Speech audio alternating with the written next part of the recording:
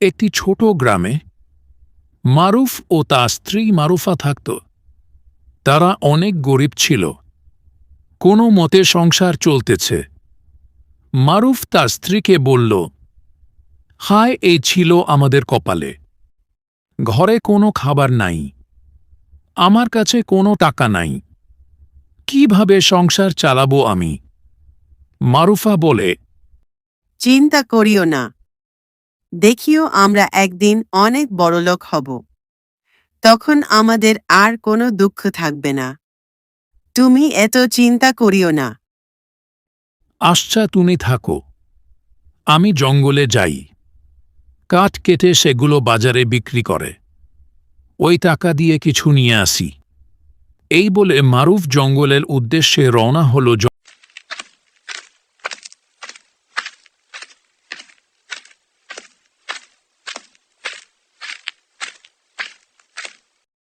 জঙ্গলে যায় কাঠ কেটে। মারুফ অনেক ক্লান্ত হয়ে পড়ে। মারুফ বিশ্রাম নেওয়ার জন্য একটি গাছের নিচে বসে মনে মনে ভাবতে থাকে, এই কষ্ট আর কতদিন করতে হবে আল্লাহ জানে। আমার যদি 2 তলা একটি বাড়ি থাকত। মারুফ মনে মনে ভাবতে ভাবতে হঠাৎ পানি থেকে একজন বের হয়ে আসে। মারুফ অনেক ভয় পায়, সে দাঁড়িয়ে যায়। ভয় পেও না, আমি তোমাকে কোনো আঘাত করব না। তোমার মনের কথা আমি জানি। বলো, তোমার 3টা ইচ্ছা আমি পূরণ করব। তুমি যা খুশি চাইতে পারো, আমি তোমাকে তাই দিব। মারুফ এইসব কথা শুনে একটু ভয় পেয়ে গেল। সে ভাবতেছে যে আমার যদি কিছু একটা হয়ে যায়। এই বলে মারুফ বলল, আমি তোমার থেকে কিছুই চাই না। মারুফ এর কথা শুনে বলল, ঠিক আছে, যদি তোমার কোনো কিছু লাগে তাহলে আমি এখানেই আছি, জানাইও। এই বলে মারুফ বাড়িতে যায়।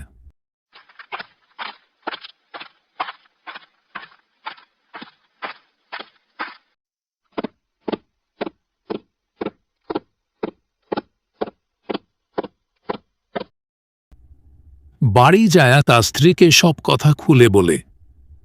তার স্ত্রী খুব খুশি হয় মারুফ এর কথা শুনে। মারুফকে বলে, আমরা অনেক গরিব, অনেক কষ্ট করে চলতেছি। যদি আমাদের কপালে কিছু থাকে তাহলে হবে, না থাকলে তো আর হবে না। এই বলে মারুফ পরের দিন সেই গাছের নিচে বসে আছে। আর সেই সময় পানি থেকে একজন বেরিয়ে আসে। তখন তাকে বলে, আমার একটা 2 তলা বাড়ি চাই। ঠিক আছে, তুমি বাড়ি যাও, সকালে তোমার বাড়ি 2 তলা হবে। এই বলে মারুফ বাড়ি যায়। পরের দিন সকালে মারুফ উঠে দেখে তার বাড়ি 2 তলা হয়ে গেছে। সে অবাক হয়ে যায়। পরের দিন আবারও যায় বলে, আমার একটা গরু লাগবে। এই বলে বাড়ি যায় দেখে অবাক। মারুফ তার বাড়ির সামনে একটি গরু। এই বলে সে একটা ঘোড়া নেয়। দেখতে দেখতে মারুফ অনেক বড় লোক হয়ে যায়।